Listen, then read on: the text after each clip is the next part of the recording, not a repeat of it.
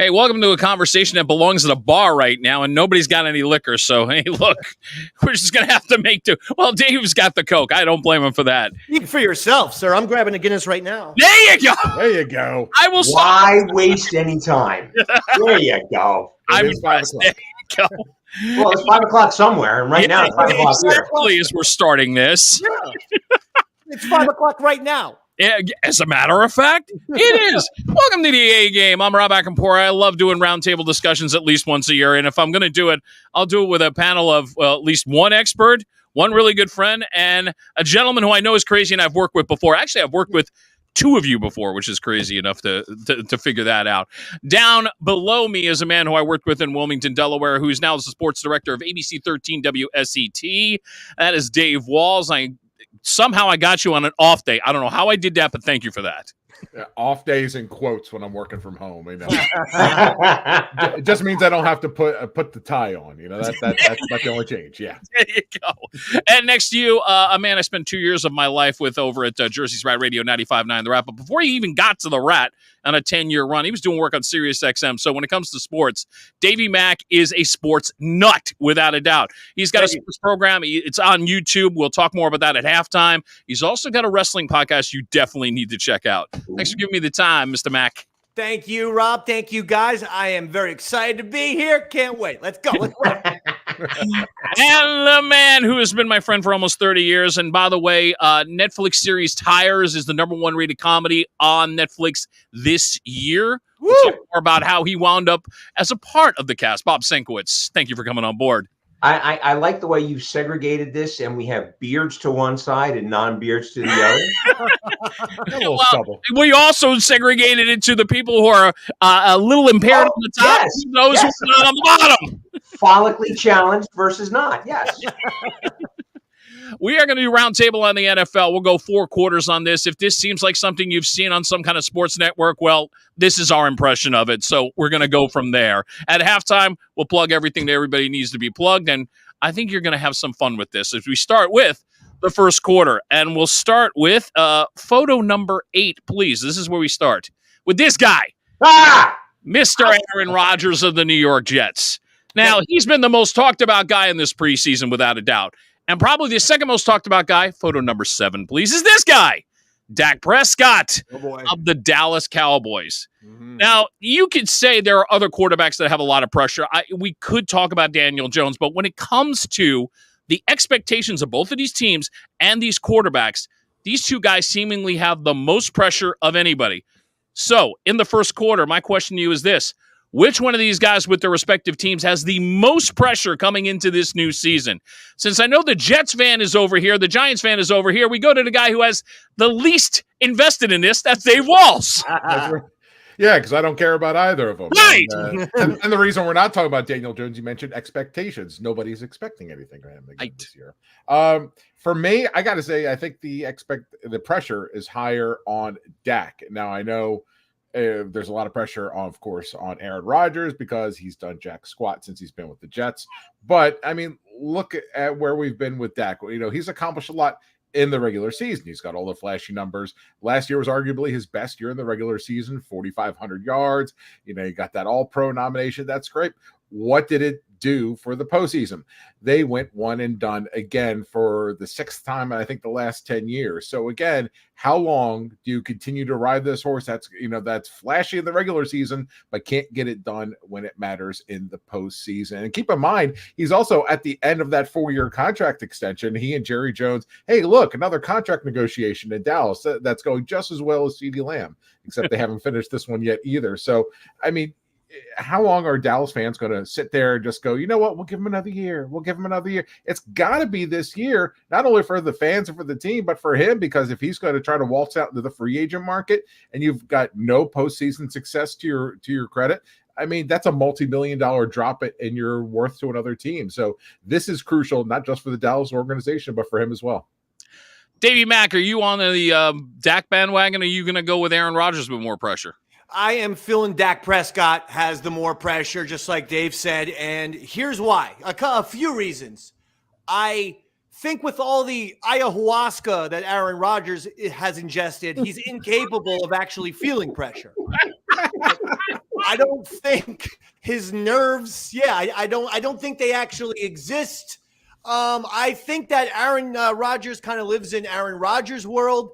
And I mean, in a serious way, it's like Aaron Rodgers, he's got a Super Bowl, he's got the MVPs, he's got the legacy.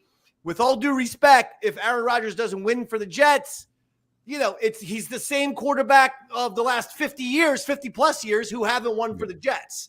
Now, Dak and the Cowboys, they are overdue for a Super Bowl, and Dak Prescott really needs to correct the narrative that he is a little bit of perhaps a Marino, or even, how about this, a little bit of a Kirk Cousins, great in the regular season. The numbers, the stats are always through the roof.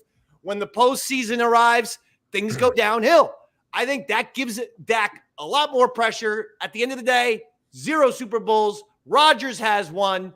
Rodgers enjoys the partying lifestyles. Rodgers sequesters himself in a cave with lots of THC and little people or whatever the hell he does. Whereas Dak Prescott, he is looking to establish himself as an elite type.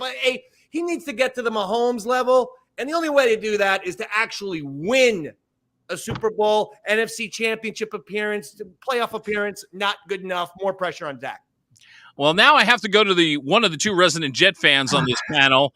And Bobbis, I mean, are you going to defend Rodgers as the one that has the most pressure or not? No. I'm going to make this a clean sweep, but I've got a couple of different reasons. I think the quarterback with the most pressure on him here is actually Tyrod Taylor, because he's got to back up Aaron Rodgers, and he's sitting there on pins and needles waiting for Rodgers to go down and be injured, and then he's got to be the savior of the Jets. So I think Tyrod Taylor has more pressure on him on a Jets uniform than Aaron Rodgers. But I'm going to give you a better reason why Dak Prescott has more pressure on him. First of all, two reasons. He's got a very good supporting cast. They've got Elliott there again. They've got CeeDee Lamb. They've gone out and brought in Dalvin Cook. I don't know how much that's going to help him. But I'm going to give you 2 words that change everything for Dak Prescott. If he doesn't take down a championship, his name will be no better than Tony Romo. Oh! Yeah. So that's where the bar has now been set for Dak Prescott. It is do or die. So I don't want to make this a clean sweep because we're all going to sound like we're in uni thought here, but I think that's the right answer. Well, I should be the one to defend Rodgers, but unfortunately, now I'll make it officially a clean sweep, and here's my angle on this.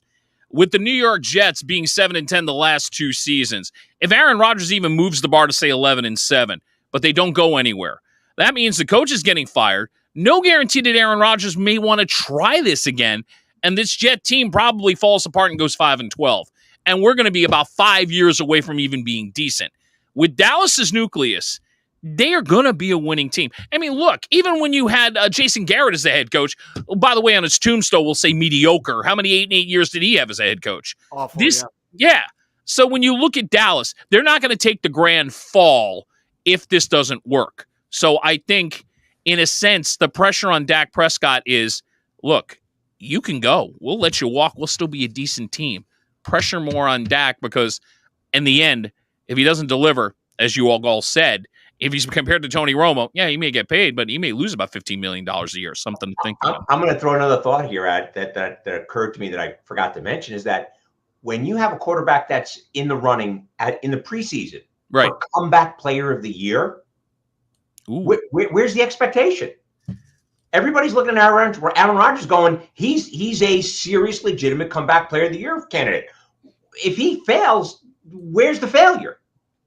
Right. It's also a ton. It's so much pressure to say, if you don't win a championship, you're a bit of a bust. But that, I think, really is fitting for Dak Prescott. If the Cowboys pattern themselves as the Yankees of football, the championships, America's team, love us or hate us, this or that. And yet, 95? I mean, we're talking 30 years since the last Dallas Cowboys Super Bowl. That is unacceptable for these Dallas Cowboys fans, and it kind of should be. They shouldn't actually be content with going 3 decades without winning a championship. It would be like the same thing with an Alabama fan. going through 30 years without a championship. And Prescott, it's not about the money, because I think either whether he wins or loses, he is going to make bank. Because if he loses, they'll run him out of town. But a team like my team, the New York Football Giants, who has no QB, will kick Daniel Jones to the curb and happily pay Dak Prescott $55-60 million. So it's not a financial pressure. It's just a reputation pressure, a name brand pressure, I think. Meanwhile, us Jet fans are just sitting here going, how much more pain and suffering can you give us? Really? We suffered through honestly, I would say if they don't win, Dak Prescott is the next quarterback of the Carolina Panthers. Whoa. And now that's bold, because, again, you got to give Bryce Young at least a chance. Oh, okay. Well, since we're on the topic of quarterbacks, there's other quarterbacks we can talk about. Let's go to the second quarter. There are 9 new quarterbacks starting this season from opening game last season. You got 3 rookies. You got Caleb Williams for the Bears. You got Jaden Daniels going to quarterback the Commanders. Bo Nix will be the starting quarterback for the Denver Broncos. You got 3 quote-unquote journeymen. Let's call them that. You got Gardner Minshew for the Raiders. You've got Sam Darnold, the former Jet, for the Vikings. God bless the Vikings. And Jacoby Brissett, for the time being, is the starting quarterback for the New England Patriots. I emphasize again, for the time being. Yeah. You got one who earned the job in camp, and that obviously was Russell Wilson, winning out the starting job for the Pittsburgh Steelers. You got the big free agent. We mentioned Kirk Cousins earlier. He's now in Atlanta. And then finally, Will Levis, who didn't start last year as the starting quarterback, but finished last year as the starting quarterback, but he debuts as the starting quarterback in the opening weekend. 9 new opening day quarterbacks. Gentlemen, out of this group of 9, who do you think is going to be the standout out of the bunch? Davey Mac, I'm going to go to you first. Oh, man. You know what, Rob? I'm going with Cousins. Even though I kind of dissed him, here's the reason why. Just like I said with Prescott, some of these guys are just regular season beasts, whether people want to accept it or not. Kirk Cousins nearly throws for 5,000 yards every year. I mean, you look at his regular season numbers and you go, Jesus, this guy's unbelievable. He just chokes anytime the moon is out. If it's a Monday night football game, if it's a conference game at nighttime, and certainly, if he gets to the Super Bowl, it seems like when the lights shine bright, Kirk Cousins does disappear. I know that's been sort of his reputation, but he's got to change that. 2 years ago, my team, the Giants, beat Cousins. They had no business beating the Minnesota Vikings on the road. I think Cousins will have a lot to prove in Atlanta, and I think Atlanta's got weapons. And I think that Cousins will go out there and give you a Kirk Cousins 4,500 yards, 35 TDs, 10 interception type year. I'm curious to see how his psyche is going to be, knowing the fact that the team went out and drafted Michael Penix Jr. in the first round of the draft. That was kind of a surprise. It blindsided a lot of people. So I think that's the pressure on Cousins. Can he handle the fact that, okay, you got to look over your shoulder for the next 2 years? Bob Senkewicz, Mr. Bobbis, what do you got for me? I think Davey Mac's been looking at my notes. What's going on? Because I'll be honest with you, Kirk Cousins was going to be my go-off-the-board quarterback for the quarterback with the most pressure on. I think he's got problems because he's got legacy issues. He's got the history of being a complete mess up in the playoffs, and all the things that Davey's bringing up about how he disappears when the lights go on. But he is a guy who shows up in the regular season and puts up monster numbers. So I think the drafting of Penix, which was a big shock to him, and to pretty much everybody going, if you're bringing Cousins, why did you draft this guy? That's going to be a huge, huge motivating factor for him. Because let's be realistic here, though. The last good move, the last successful maneuver that Kirk Cousins ever made was when he decided not to sign with the New York Jets. So, but do I think he's going to have a big season? Yeah, I think he's probably going to be the quarterback that's primed for the best regular season. Yeah. Dave Walls, you going to make it 3 for 3? I am not going to make it 3 for 3. Although Cousins was in my mix, but I agree, having the pressure of another quarterback getting drafted kind of hanging over your shoulder, I think that throws everything off there a little bit. I'll go off the board a little bit here with Bo Nix because you look at what he accomplished not only in college, but as far as the preseason, he's going to be the first rookie starting for the Broncos since a certain someone named John Elway did it back in '83. So, and you look at all the bad QB choices they've made in the past, but Nix brings all the intangibles. He brings the leadership that, quite frankly, the Broncos have not had in a starting quarterback in quite some time. In fact, I had a chance to see Bo Nix in person at the Fiesta Bowl back on New Year's Day, and I was surprised by how mobile he was. There was one play on the 20-yard line where he dodged no less than 5 tacklers, just dipping, dodging, all the dodgeball terms there, except he didn't have a wrench thrown at him. And then somehow just makes the throw over the middle for the easiest 20-yard touchdown you've ever seen. His ability to not only pick apart defenses, but to adapt to the unknown, I think has really impressed me in looking over his Oregon footage over the last 2 years. And again, to come into a position where, again, does he have the best cast around him? I mean, no. Javonte Williams is going to have to do a little bit more out of the backfield to take some of that pressure off. Cortland Sutton hasn't had a 1,000-yard season since 2019. Mims didn't blow anyone away as well. But again, there's some good pieces there. And if he could put up solid, respectable numbers and make the Broncos a name again, I mean, I think the big issue is, what's the definition of success? Are we talking about him throwing up 4,000, 5,000 yards? Yeah, I don't know that he's going to hit that in year one, but can he help lead this Broncos team not only back to respectability, but maybe get him to a wild card berth? I think that's success in year one, and I think he's got the opportunity to do that. I think he's going to benefit from that system. I think that system does tailor-made for Bo Nix, and obviously the coach went out of his way to draft him, not knowing that if he didn't draft him there, he wouldn't have gotten him with 6 quarterbacks coming off the board. I thought about Nix. Here's where I'm going, and you bring up an important point, Dave. It is about the supporting cast. You can pull me up now, engineer. We're going to go with the Chicago Bears and Caleb Williams because of the supporting cast. Something about the Chicago Bears team with him, I think, reached the playoff. There's something there that could be very magical for the Chicago Bears. Not to take anything away from any other quarterbacks. I'm excited to see what Bo Nix is going to do. I think Jaden Daniels is going to be a lot better than a lot of people expect, and he'll make Washington a better football team. I'm a big fan of Will Levis. I think he's tough as nails. I think he's going to prove out in the next couple of years to be a Pro Bowl caliber quarterback. But because of the parts that he has around him, other than Atlanta, who else has those parts?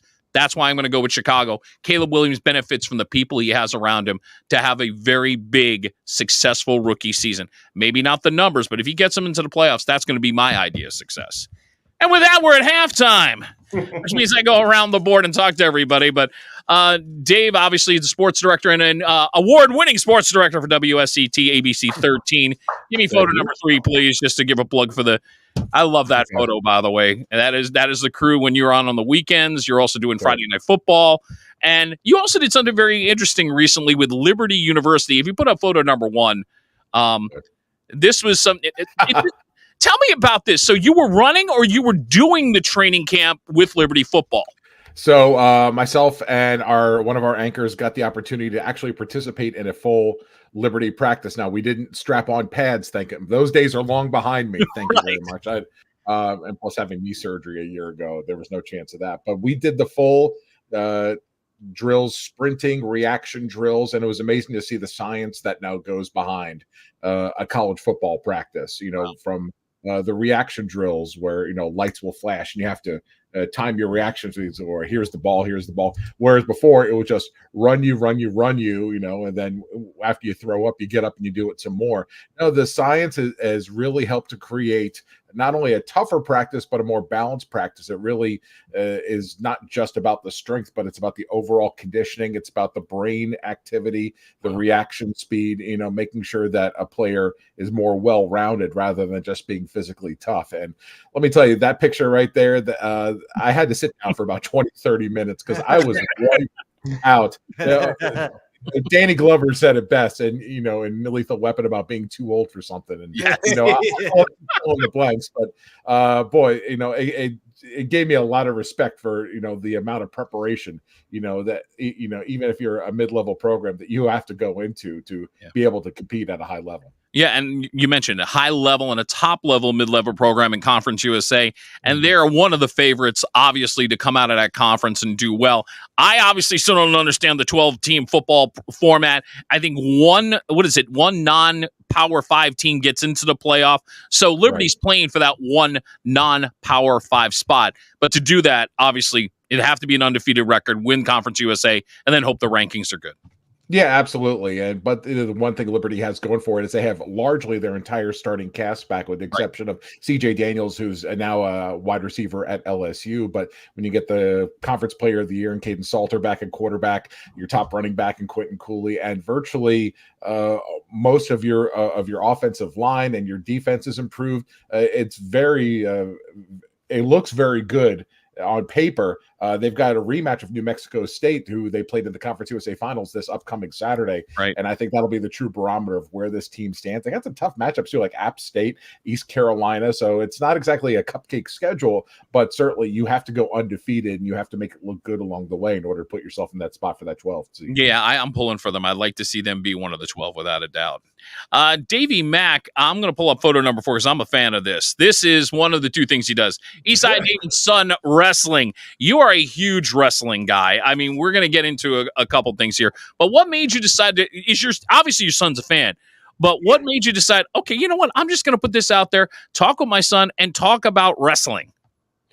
Well, actually, yeah, we started this podcast 10 years ago when he was 5. That's the crazy part. Exactly. And now he's 15.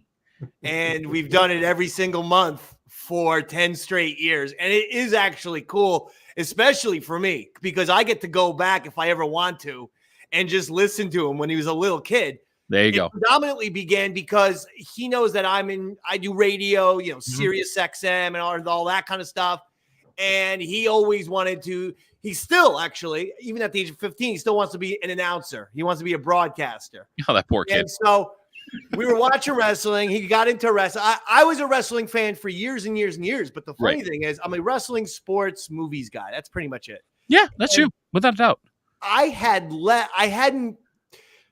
kind of left wrestling a little bit behind. You know how, you go in phases every few years and you're like, look, I can't watch any more clotheslines. I can't watch, any more good guys getting upset at bad guys. Oh, come on. Vision Quest is always good for it.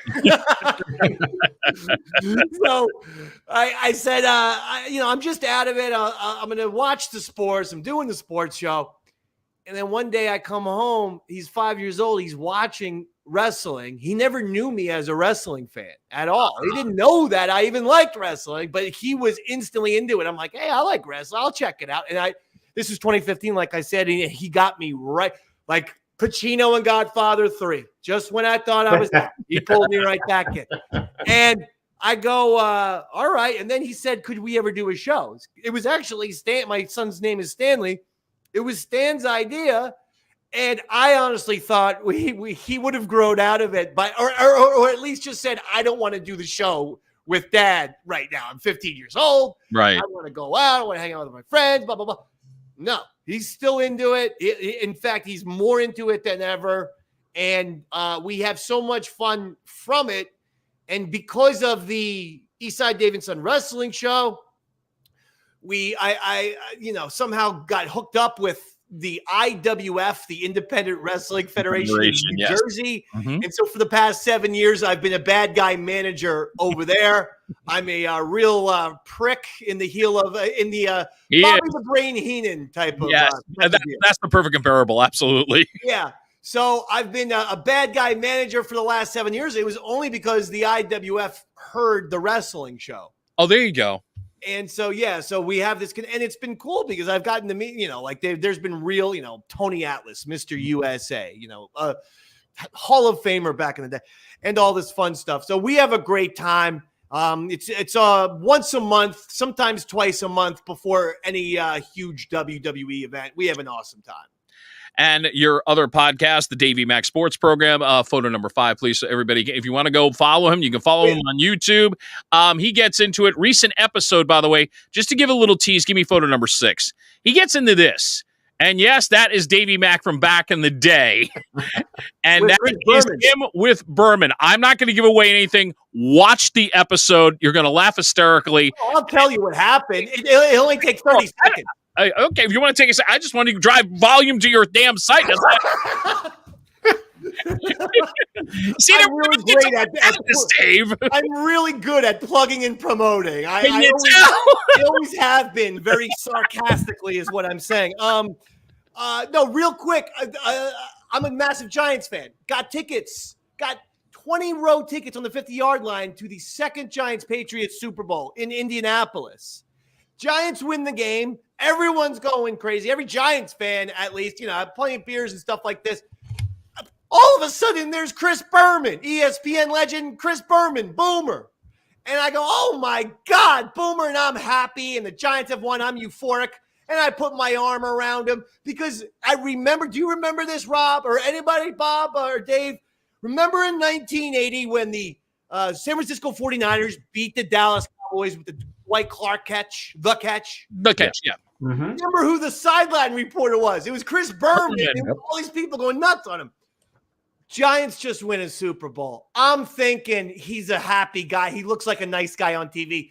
I put my arm around him, do a little selfie time. He says, "Get your bleeping hands off me."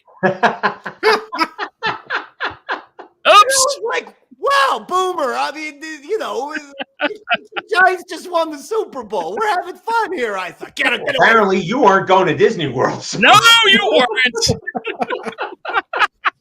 Yeah, so that's the Bourbon story. He told me, and then it was publicized in Deadspin. Here is some creep or psycho named Eastside Dave bothering Chris Berman. I was just saying hello. I'm like a 35-year fan. Yeah, and meanwhile, he was on Sirius XM for a while for many years, and he's, at least in the industry. Give him a break. Come on, people.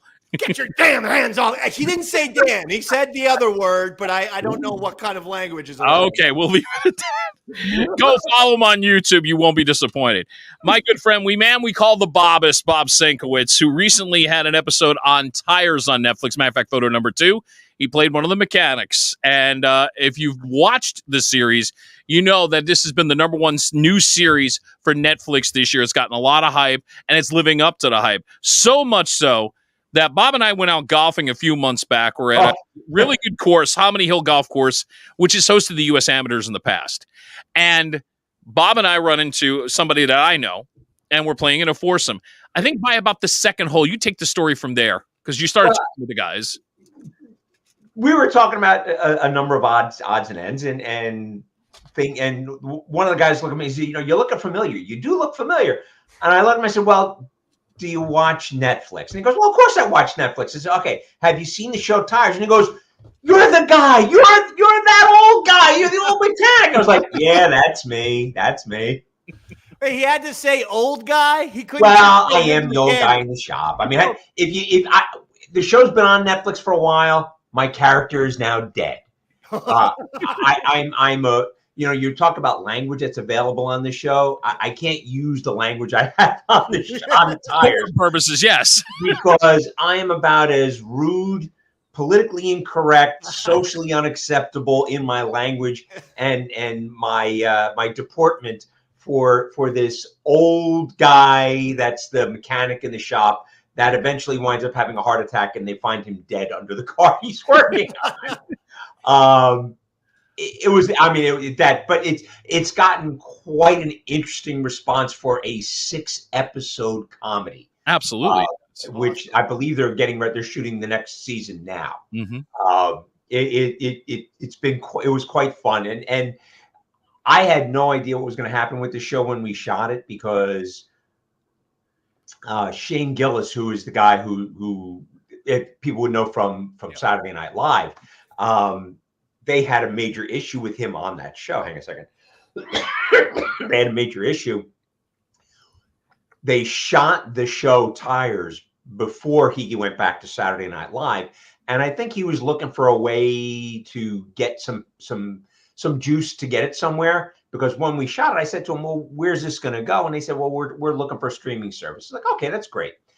And after he did the Saturday Night Live guest host, all of a sudden he got hot. Netflix picked it up, and bang, next thing you know, we're on the air. Right. To me, the fun part about it was when we were shooting, they're doing a lot of ad-libbing. They're doing a lot of making stuff up as they're going. And as we're shooting this and I'm watching them do the takes, I'm going, this could be really good or this could go really bad. It all depends on what they get and how they're able to cut it together. But before we shoot my scenes, I stopped Shane. I say, hey, look, I got to ask you a question. I said, you guys are kind of really going all over the map here. How far can I go?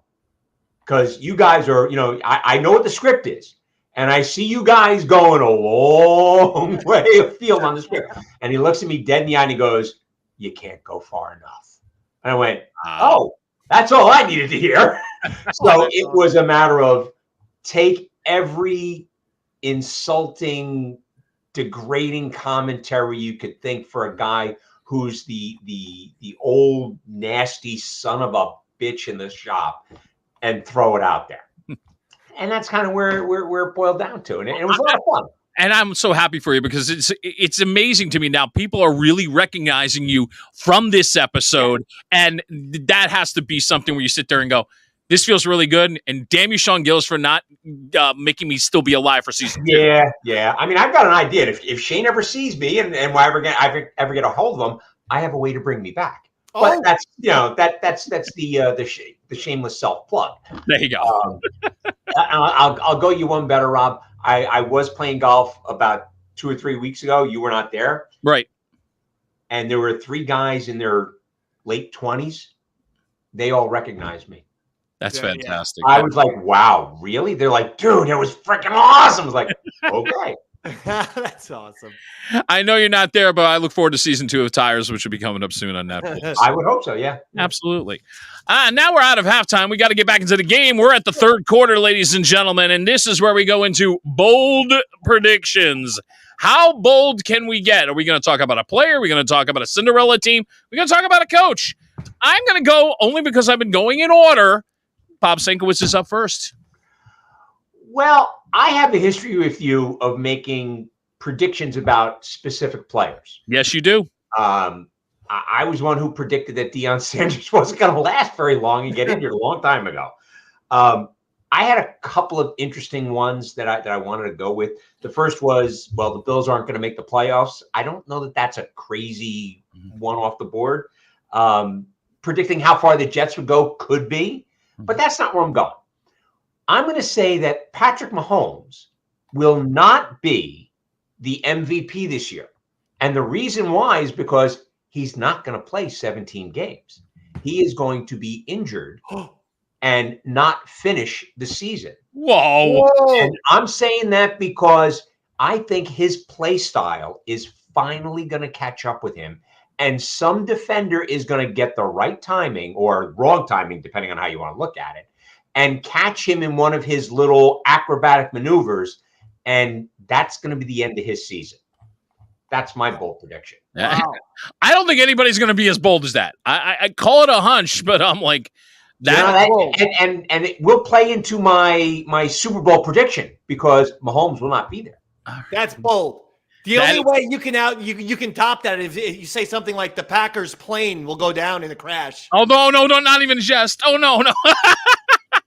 I get what you meant, Davey. No, I was just a jest. I was just ripping with the Shane Gillis. Okay, that's right. But that's Shane Gillis mode. Everything's good.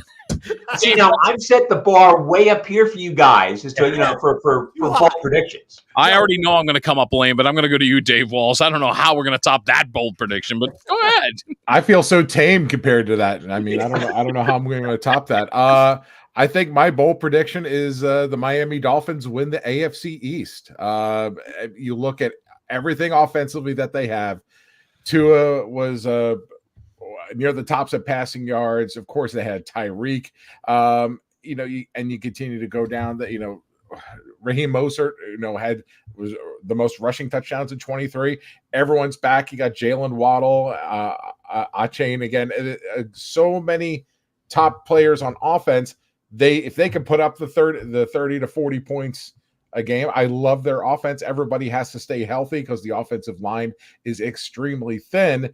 But I think this is the year Buffalo takes a step back or two. They do not win the division, and I think Miami does. And I think they need that because every time they seem to get into a cold weather environment in the postseason, they play like a Floridian trying to go up into cold weather. So, yeah, I think this is the year they finally take that step up, and I think if they don't, I think they blow the whole thing up. I think Tua is out looking for a job, and they're looking for a new quarterback in 25. Now that's bold. That part of it is very bold because again, knowing where I put Tua on the like the top fourth of quarterbacks in this league, for you to say not only if they don't win that they'll blow it up, I like that. That part is very bold on top of the prediction. I like that. Davey, I don't know where you're going to go because right now we have extremely bold and very bold. Where are you going? Yeah, I mean, I'm going mid-bold. I will go middle bold. I will say everyone has forgotten about Kyler Murray, how great he was a couple of years ago, and I understand he was injured last season. I think that guy is a very good quarterback. I think he's a talented player. I think no one is paying attention to the Cardinals in the NFC West. And I'm going to make my prediction that Kyler Murray becomes an MVP candidate while he leads the Arizona Cardinals to a surprising 13-4 record. Wow. Ooh. There's a new Call of Duty game coming out. I'm just saying somebody's going to have to keep him focused. Yeah. I officially will have the most lamest bold prediction out of all three. I'm impressed by all three, but here's where I'm going to go. The last couple of years, we've seen some interesting things. We've seen surprise quarterbacks. 2 years ago, nobody thought in a million years Geno Smith would turn into a Pro Bowl quarterback for the Seattle Seahawks. Last season, nobody thought Baker Mayfield had anything left in the tank, but yet he got resurrected in Tampa. Now, I was thinking about saying, well, do I think there's another surprise quarterback out of the mix? Do I really think that Sam Darnold could do the same thing that we've seen Baker Mayfield and Geno Smith do? That's exactly my point, Davey Mac. I don't think that. Well, my bold prediction is this. Based on the changes that have been made by the Seattle Seahawks, getting rid of the head coach, now a new GM, a new system, Geno Smith is not being renewed on his contract yet. The contract talks have kind of stopped. They did acquire Sam Howell in the offseason. Sam Howell, who, by the way, threw for nearly 4,000 yards in his 1 year as a starting quarterback for the Washington Commanders. The 21 picks were a little bit of a problem. But the things I like about Sam Howell is his toughness, that I look at him as a better athletic Ryan Fitzpatrick, that I think given more weapons, because he didn't have them in Washington, he didn't have a line. Seattle is an improvement. Sometime by week 8 or 9, say goodbye to Geno Smith. Say hello to the Sam Howell era with the Seattle Seahawks. Wow. Oh, my. Yes. Dave approves. I approve of that one, yeah. I think everybody deserved Davey Mac's Guinness there. That's all. It's all around. You're welcome to it. Yeah, absolutely. You know what? I am proud of everybody. Those are some very bold predictions, and all of them could very well happen in the mix of everything. Davey Mac, you're right about what you're saying about Kyler Murray. Dave, I do agree that if Miami blows this whole thing gets blown up. And Bob, yeah, in a weird way, you're right, because he has been playing with fire for the last few years, and it's like all it's going to take is one trick play gone awry, and then boom, and it's like, And he has had a couple of injuries because of that style of play. So, it's not out of the realm. Which does explain why they did step up the backup quarterback station. Not that Carson Wentz is ever going to set the world afire again. It's still a massive improvement from what they had the last few years as a backup quarterback. So even Kansas City's realizing, just in case of emergency, let's get a better thing. Unlike the Jets going with Tyrod Taylor. Oh, did I say that out loud? Anyway, to the fourth quarter. We're coming down to it. The 2-minute warning. It's all about now our Super Bowl predictions. Dave, go first. Who do you see in this thing going all the way? All right. My Super Bowl matchup, my heart will always say Eagles. But in the NFC, I got to say the Niners will be in it. They were extremely close last year, and I think they'll be in there. AFC, I'm going to say the Baltimore Ravens. They really were on the doorstep of really doing something big again last year. And now you got Lamar Jackson and Derrick Henry both in a backfield. They're going to be putting up big yardage on the ground. Their pass rush is a little concerning, as far as being able to stop teams from putting it in the air a lot. But I think when you're going to be putting up the type of numbers they are on the ground and the points on the board, I like Baltimore to be in there. And you know what? Give Lamar his ring. I say Lamar is hoisting the trophy. That's saying a lot. Davey Mac, what's your prediction? Okay, I think Burrow is back. Burrow, the only one to beat Mahomes kind of in the postseason. Let's say Cincinnati Bengals, and let's say Detroit Lions. I think they were close. They were close.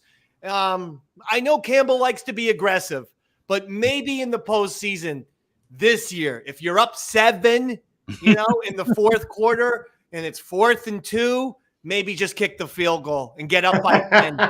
And you don't always have to go for it, Dan Campbell. Like, we understand that, you have the aggressive attitude, and everyone loves that.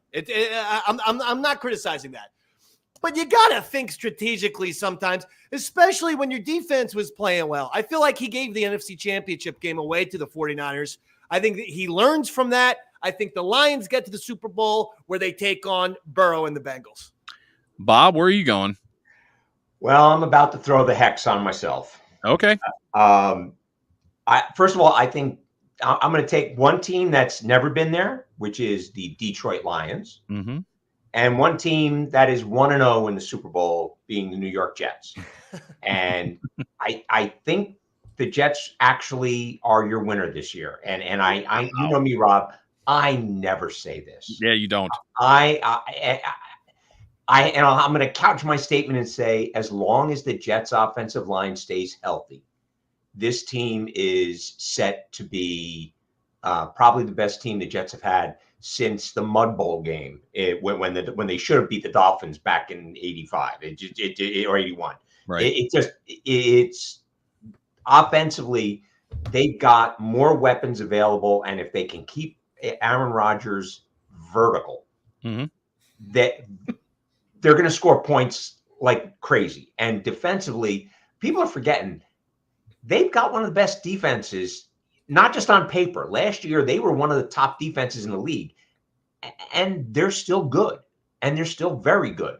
So they're going to be tough to beat on both sides of the ball. Now, they got to show up, and Salah's got to be able to coach through these games. But I really think it kills me to say this because I know I'm putting the hex on me as a Jet fan. I think this is the year that all the yelling and screaming and all the crying ends. Well, I will say that as a Giants fan, Garrett Wilson and Aaron Rodgers torched the Giants' defensive backfield and actually made them look like a Pop Warner team. Yeah. It was embarrassing as a Giants fan. I mean, Garrett Wilson might catch 120 balls this year. I got to throw between Garrett Wilson and Breece Hall, who, these are guys coming into their own big time offensively. At Hall right now, looking at some of the stuff that's out there, people are looking at him as the number 2 back in the NFL behind McCaffrey. So, this guy he's a great offensive weapon. Wilson's out there. This kid they drafted, Malachi Corley, is the yards after catch king, supposedly. And if he's half of that, look out. And Williams coming back, if his knees hold up, the weapons are crazy. And he's actually got tight ends that can catch the ball for him. So they're all over the place with the offense. They have to keep him upright. Before I make the prediction, you made a good point. And I know, Dave, you watched a little bit of Corley because he was playing in Conference USA at Western Kentucky. I mean, he is turning into, at least in the preseason, everything that when they talk about a guy who can run after the catch and make things happen. When you saw that against Liberty, I mean, were you seeing that firsthand? Yeah, I was there for those Western Kentucky games, and you're absolutely right. That was his MO, taking a 3-4 yard play and then turning it into 15-20. He could just give you nightmares, trying to bring him down. One person isn't going to be enough. So that's his MO, and he can do that night in and night out. It's funny because, again, I'm going to be like Bob. The heart says Jets. The world wants to potentially see a three-peat. Let's keep that in mind. Kansas City, if they win again, will have done something that rarely has happened in Football League history, which is why I don't think it's going to happen. Yeah, And plus Mahomes isn't going to be there. He's going to be out. Oh, let's see. Well, you think he's going to be out, but I'm basing it on my prediction. Okay. All right. But I got to agree with Dave on this. Because of the combination of Jackson and Henry, I think it's just going to be a tough combination to stop. If Lamar can do what he did this past year, take away the playoffs, I think they learn from this. And you've got a coach who's won a Super Bowl. That's going to help a little bit. I think the Jets will be there. But it pains me to say it. I'm going Baltimore versus the Detroit Lions. I'm on the Lions bandwagon. Oh, yeah. And main reason, I think they could be the feel-good story. They were the feel-good story in the playoffs last year. Yeah. I think that momentum is going to make them the America feel-good story of the year. Plus, as you said, Bob, first time in the Super Bowl if they get there. Yep. They have never been to this plateau. I got to pull for the Lions. I can't pull for another AFC team, but I'm going to go Baltimore-Detroit with Detroit winning it. And Jared Goff getting the last laugh on a deal that everybody thought he was a throw-in because they wanted Stafford, who won a Super Bowl with the Rams. Wouldn't it be just poetic justice if somehow Goff takes Detroit to the promised land and basically says, yeah, told you so. He was good last year. Goff was really good player last year. Had a very good season. And it just felt like a decision here, decision there by Campbell in the playoffs would have gotten the Lions to the Super Bowl. But I mean, in terms of that underdog story, nothing is bigger than the Detroit Lions. That's the baseball had the Chicago Cubs a few years back. True. And it's like, even if you weren't in Chicago, you were rooting for the Cubs. Unless they were, absolutely. And I do think it's going to be the same with the Detroit Lions. Yeah. It's going to be a fun season. I'm glad we get What did you guys think of, real quick, Rob, the Hard Knocks?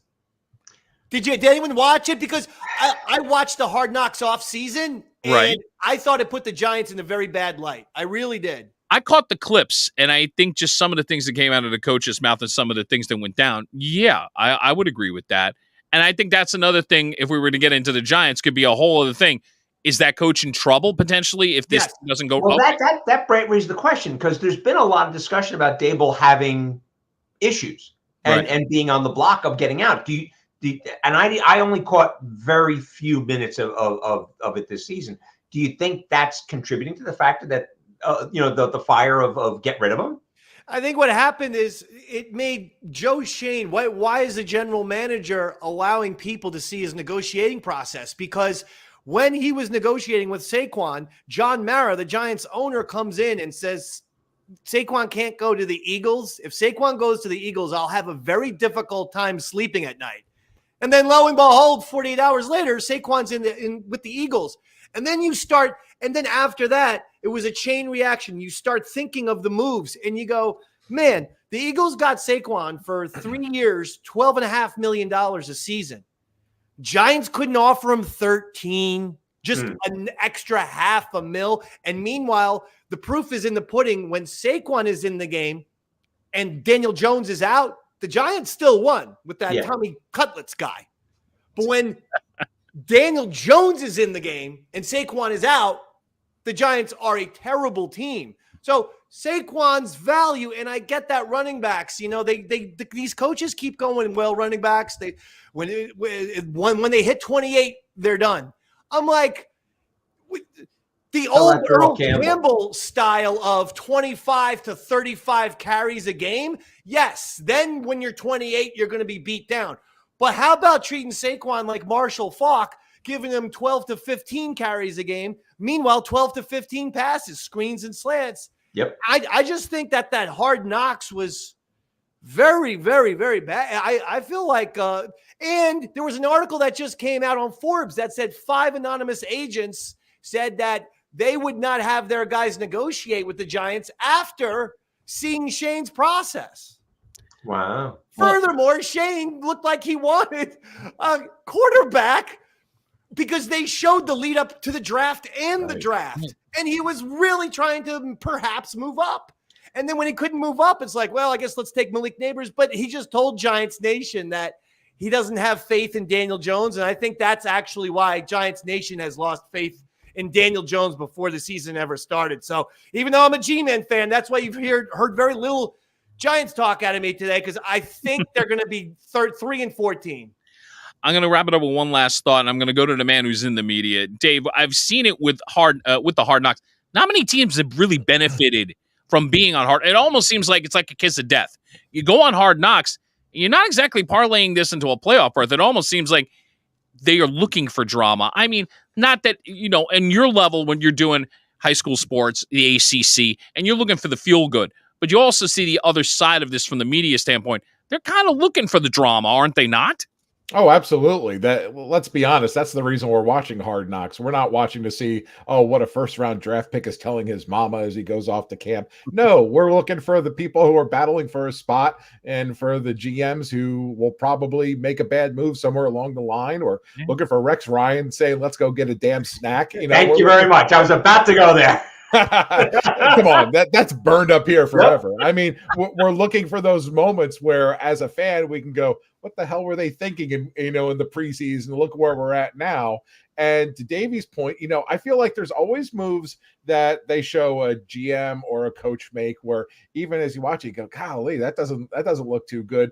This Giant season, and again, I usually binge it opening week, so I'm only like maybe a week or two in, but I've seen a lot of the clips. But right away, it looks worse than normal, where it's almost like, I don't want to say they were setting them up or like editing it a certain way, because I don't know the process, but man, they are really coming out of the gate and just going, wow, how can we watch them bungle everything in the preseason? And I'm not a Giants fan, but I'm not certainly not rooting against them, and watching Hard Knocks. But man, they made them look like they were just tripping over themselves. Well, it feels like the Giants team slogan of the last 10 years should be worse than normal, because they are.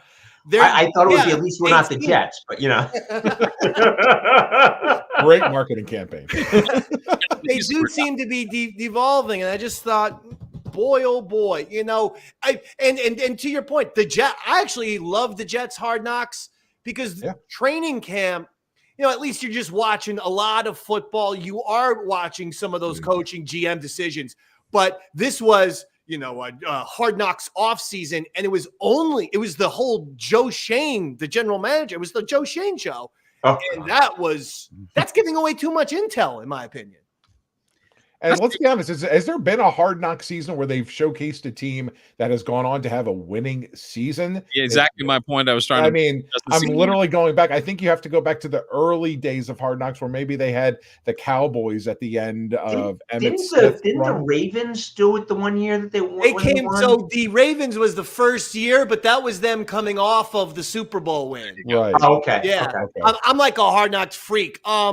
I think actually the team in recent years, they didn't win a championship, but in recent years that's benefited maybe was the Lions, because it felt like 3 or 4 years ago, that show actually really depicted what Dan Campbell was about, which was changing that entire culture and saying, stop with the loser culture. We are winners here. We're in Detroit. This is Michigan. It's a tough city, tough state. And I think that portrayed them well. But yeah, they still haven't won a championship. Portrayed them well, but I don't think many people believe in Dan Campbell nationally. I think the players bought into the system. They drank it. They've ingested it. But the rest of the world was sitting there going, Dan Campbell's crazy. And yet, but then he started winning, and everyone's like, "Oh man, that Hard Knocks, that showed." Okay, now I get it. Exactly.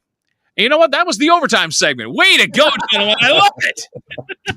I'm sorry, I screwed up your format. No. I always leave room for overtime. That's a good thing.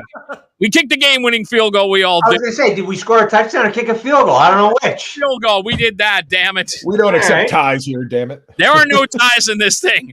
My thanks to all three. Dave Walls, WSET TV, ABC 13 in Virginia. Go follow them. And Dave does a lot of work all over the place between high school football, Liberty University, the ACC, and anything else that is Virginia. That's all about Dave. Davey Mac, the sports program, is up on YouTube. Go follow it. And also, the wrestling podcast with his son is so entertaining. If you're a wrestling fan, it's a must. And Tires is in season 2 on Netflix coming up soon. Go back to season 1. Go watch my friend Bob Senkewicz. And the episode is making a name for himself, I'm very happy to say. Yeah. Until the next time we meet, which will be a couple weeks from now, I'm Rob Ackenporter. That's a wrap on the A game. Good luck to all the teams in the NFL, and let's see where these predictions go by the time we hit February. Fingers crossed. Take care.